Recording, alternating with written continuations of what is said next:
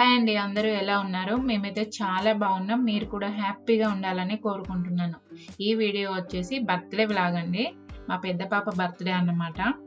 యాక్చువల్‌గా అయితే ఈ సంవత్సరం బర్త్‌డే ఇంట్లో చేయొద్దు అనుకున్నాము.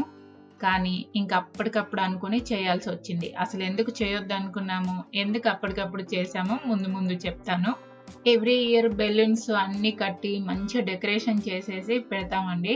కానీ ఈ సంవత్సరం బెలూన్స్ అయితే పెట్టట్లేదు. చెప్పాను కదా అప్పటికప్పుడు అనుకుని చేస్తున్నామని. ఈరోజు మార్నింగే ఎలాగోలా చిన్నగానో పెద్దగానో చేద్దాంలేండి అనుకొని స్టార్ట్ చేసినామన్నమాట. మేము చిన్నగా చేసినా, పెద్దగా చేసినా చేయకపోయినా అమ్మ వాళ్ళు రావడం అయితే కామన్. సో వాళ్ళైతే వస్తారు. ఇంకేముంది ఎలాగో పక్క వాళ్ళకి చెప్తాము. ఇంకో ఇద్దరు ముగ్గురికి ఎక్కువ చెప్తే అయిపోద్ది కదా అనుకొని మళ్ళీ అప్పటికప్పుడు స్టార్ట్ చేసుకున్నాం.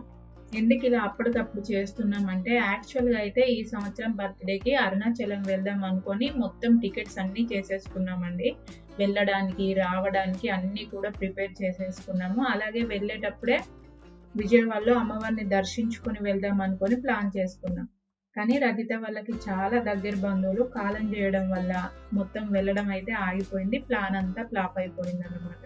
సో పిల్లలైతే స్కూల్లో పక్క వాళ్ళతో అందరితో బర్త్‌డేకి అరుణాచలం వెళ్తున్నాం అని చెప్పేసుకున్నారు.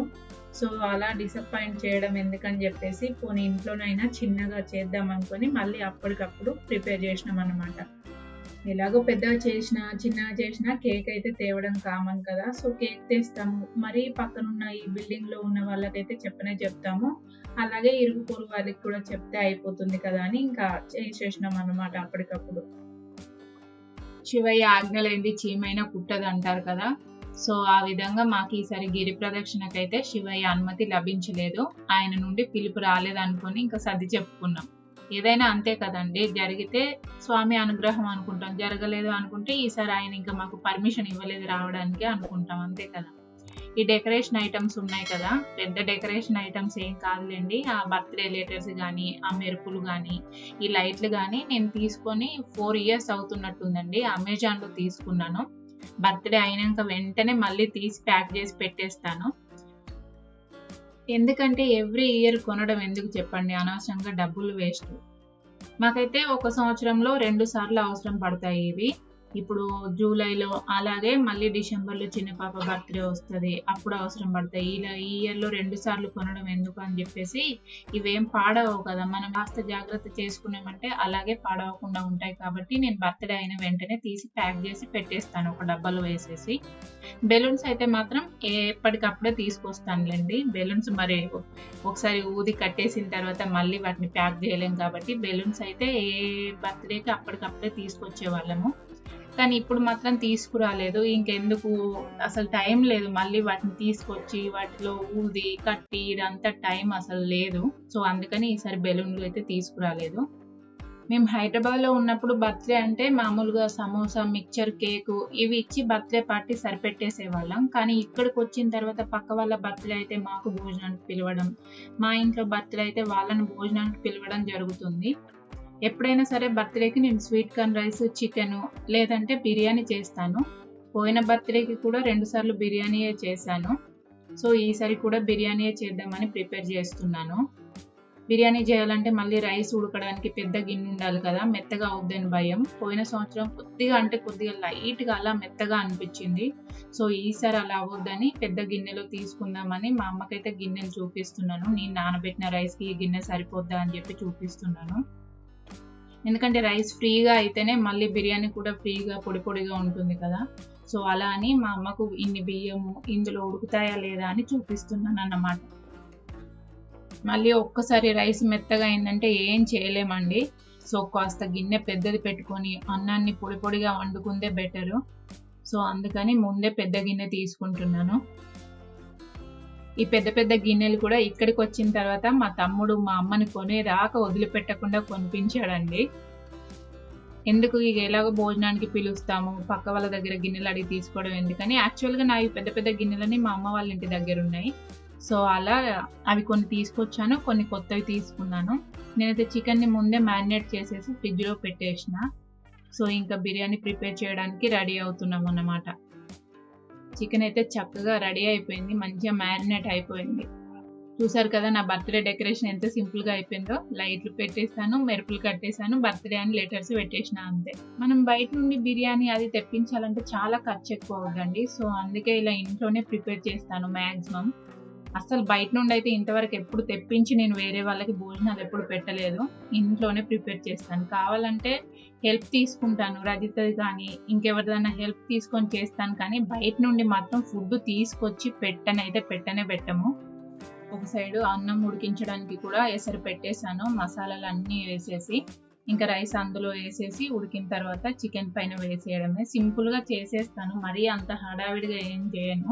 ఫుడ్ అయితే మనకు వచ్చినంతలో ఇంట్లో చేసుకుంది బెటర్ అండి. బయట నుండి తెప్పించామంటే ఖర్చు ఎక్కువ, కొందరు తింటారు కొందరు తినరు. మనం తెప్పించిన దాన్ని నేను నాన్ వెజ్ తినాను ఒకళ్ళు అంటారు, వెజ్ తినమని ఒకళ్ళు అంటారు.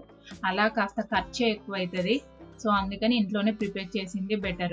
వీళ్ళైతే ఇప్పుడే స్కూల్ నుండి వచ్చారండి. ఈ సంవత్సరం నుండి 6th క్లాస్ నుండి ఈవినింగ్ 6 వరకు ఉంచుతున్నారు పాపం వీళ్ళని స్కూల్లో. ఐఐటి క్లాసులని అదని ఇదని ట్యూషన్స్ అని అన్ని స్కూల్లోనే 6కి వస్తుండ్రు. రాగానే వాళ్ళ నానమ్మ వాళ్ళు ఫోన్ చేసిండ్రు, మాట్లాడుతుండ్రు. మార్నింగ్ తొందర టెంపుల్కి తీసుకెళ్ళి ఇంకా అటు నుంచి అటే బయట టిఫిన్ కొని బాక్స్లో పెట్టేసి స్కూల్కు పంపించేసి వచ్చి ఈ ఏర్పాట్లన్నీ చేసుకుంటున్నాము. మేము గుడికి వెళ్ళి వచ్చేసరికి అమ్మ వాళ్ళు వచ్చిండ్రు. ఇంకా మేము ఈ ఏర్పాట్లన్నీ చేస్తుండేసరికి 6 అయిపోయింది. స్కూల్ నుండి వీళ్ళు కూడా వచ్చేసిండ్రు. ఇప్పుడు మళ్ళీ వీళ్ళు ఫ్రెష్ అప్ అయిపోయి రెడీ అయిపోయి పార్టీకి రెడీ అవుతారు. వీళ్ళు రెడీ అయ్యేసరికి పిల్లలు అయితే రానే వస్తారు. ఇంక ఇల్లంతా ఆగం చేస్తారు, అసలు కంట్రోల్ ఉంచలేము ఇంకాలని. మా ఇంట్లోనే కాదు, బర్త్డే అయిందంటే అసలు ఒక నెల రోజుల ముందు నుండి వీళ్ళ బర్త్డే ఉంది వాళ్ళ బర్త్డే ఉంది అని చెప్పేసి పిల్లలు అనుకుంటూనే ఉంటారు. మేమైతే మా అమ్మ రాలేదని చెప్పినాం వీళ్ళతోని.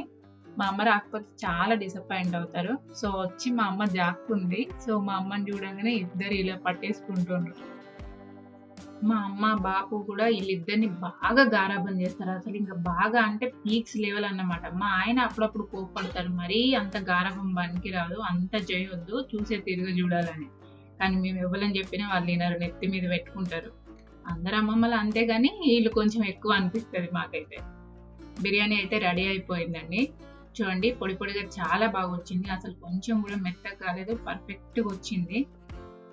ఇది కలర్ ఏం యూజ్ చేయలేదండి, పాలలో పసుపు వేసి పైన వేసేసాను. కుంకుమ పువ్వు లేకుండే, అందుకని పసుపుతో సరిపెట్టేశాను. పసుపు పాలు కలిపేసిన కలర్ బాగానే ఉంటుందండి. అక్కడక్కడ ఎల్లోలా కనిపిస్తూ బిర్యానీ మంచి కలర్ఫుల్గా కనిపిస్తుంది. చూడండి మంచిగా పొడి లాగా అయింది. నాకు బిర్యానీ వండడం ఎంత ప్రాసెసో దీన్ని కలపడం అంత ప్రాసెస్ అనిపిస్తుంది. విరిగిపోకుండా జాగ్రత్తగా కలపాలి కదా. ఈ పాప చాక్లెట్, పేరు చాక్లెట్ అండి, పాప చాక్లెట్ కాదు. మేము 7:15 కలా అని చెప్పేసరికి పాపం తన ముందే వచ్చేసింది. వీళ్ళు మా పక్కన ఉంటారు. సో ఎలాగో వచ్చేసింది కదా అని మోక్షం రెడీ చేసే పని తనకు అప్పచెప్పేసిన. ఆల్రెడీ లేట్ అయిందండి, 7:30 అయిపోతుంది. వాళ్ళు రావడమే లేట్ వచ్చిర్రు. వచ్చిన తర్వాత వెళ్ళేసి ఆ వాళ్ళకి వీళ్ళకి చెప్పొచ్చి అంత ఫ్రెష్ అప్ అయిపోయి రెడీ అవ్వడానికి లేట్ అవుతుంది. ఈలోపు చాక్లెట్ అయితే కొంచెం ఆగం అంగడి అన్ని కింద పడేయడం అవి చేసేస్తుంది. కేక్ అయితే ఇలా సింపుల్గా తీసుకొచ్చామండి. ఎప్పుడైనా ఇదేంటి స్పైడర్ మ్యాన్ అని డోరామ్యాన్ అని ఏవేవో కేకులు ఆర్డర్ ఇచ్చి చేయించే వాళ్ళం, కానీ ఈసారి మేము అప్పటికప్పుడు చెప్పేసరికి ప్రిపేర్ అవ్వడానికి టైం పడుతుందని చెప్పిండ్రు వాళ్ళు, బేకరీ వాళ్ళు అయితే. సో ఇలా సింపుల్ డిజైన్ ఆర్డర్ ఇచ్చి చేయించుకున్నాము. ఇంక ఇది అయితే చిట్టి అండి, అంటే అమ్మ వాళ్ళ ఊరు, ఇక్కడికే ఇచ్చిండ్రు దాన్ని. యాక్చువల్గా అయితే అది ఎప్పుడు బర్త్డే అయినా ముందే వచ్చి మోక్షన్ రెడీ చేయడం దాని పని అన్నట్టుగా, అదే ఎప్పుడైనా మోక్షన్ అయినా జెన్ని బర్త్డే అయినా ఇద్దరిని రెడీ చేస్తుంది. అలాగే చిన్న వంటల్లో హెల్ప్ చేసేది, తర్వాత సర్వింగ్ అదంతా రజితను ఇది ఇద్దరే చూసుకుంటారు.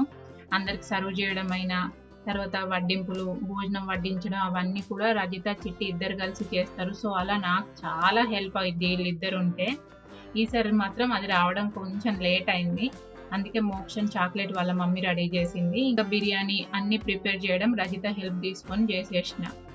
ఇలా సింపుల్గా చేసేసినామండి ఏర్పాట్లు అయితే. వీళ్ళందరూ మా ఇరుగు పొరుగు వాళ్ళు. బర్త్డే ఏర్పాట్లు అంటే ఇంతే చేస్తాము, భోజనాలు పెట్టేస్తాము అంతే. పార్టీ అయితే అయిపోద్ది సింపుల్గా. పిల్లలు పాపం వచ్చిర్రు, కొంతమంది వెళ్ళిపోయిండండి. ఎందుకంటే పక్క వాళ్ళది కూడా ఈ రోజే బర్త్డే ఉంది, వాళ్ళ బాబుది ఫస్ట్ బర్త్డే అన్నమాట. సో అందుకని వచ్చిన వాళ్ళందరూ మళ్ళీ వాళ్ళ పేరెంట్స్తో వెళ్ళిపోయిండ్రు, మాది కొంచెం లేట్ అయిందని చెప్పేసి. కేక్ కట్ చేసే కంటే ముందు ఇలా వచ్చిన వాళ్ళతో పెద్దవాళ్ళతో హారతి అయితే ఇప్పించి అక్షింతలు వేపిస్తానండి. ఎప్పుడు బర్త్డే అయినా సరే ఈ విధంగానే చేస్తాను. ముందు హారతి ఇచ్చి అక్షింతలు వేసిన తర్వాతనే కేక్ కట్ చేపిస్తాను. మా ఆయనకు కేక్ కట్ చేయడం ఇంపార్టెంట్ కాదు కానీ వచ్చిన వాళ్ళతో హారతి ఇప్పించి అక్షింతలు వేపించడం ఇంపార్టెంట్ అనుకుంటాడు. సో అందుకని చెప్పేసి ముందైతే హారతి అక్షింతలు అన్నీ అయిపోయిన తర్వాత కేక్ కట్ చేపిస్తాను.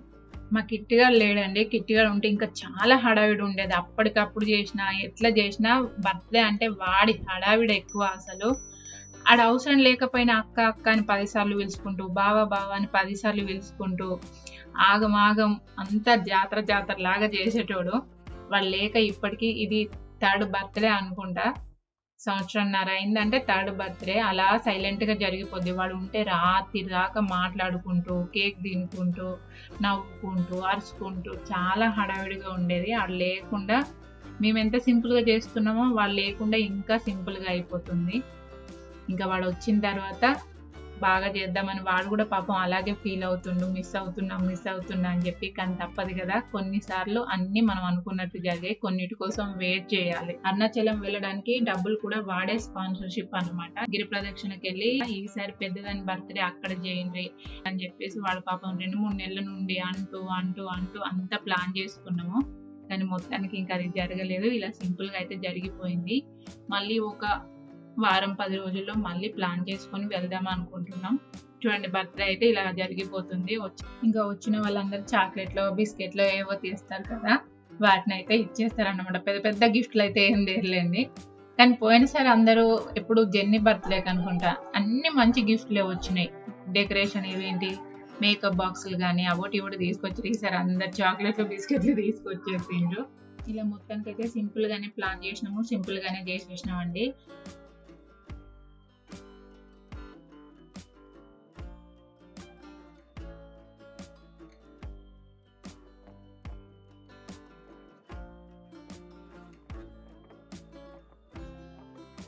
ఇదండి బర్త్డే. మొత్తానికి ఇలా సింపుల్గా అలా చేసేసినాము.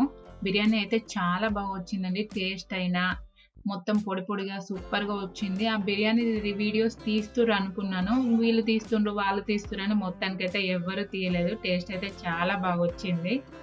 ఆ క్లిప్ అయితే మిస్ అయిపోయింది మొత్తానికి. ఆ క్లిప్ మిస్ అవ్వడం కాదు, అసలు వీడియోనే తీయలేదు. తీస్తుర్రు అనుకున్నా కానీ తీయలేదు. మా బర్త్డే మీకు నచ్చినట్లయితే తప్పకుండా వీడియోని లైక్ చేసి మన ఛానల్ని సబ్స్క్రైబ్ చేసి నా ఈ యూట్యూబ్ జర్నీలో నాకు సపోర్ట్గా ఉండండి. అలాగే బెల్ ఐకాన్ ప్రెస్ చేయడం మాత్రం అస్సలు మర్చిపోకండి.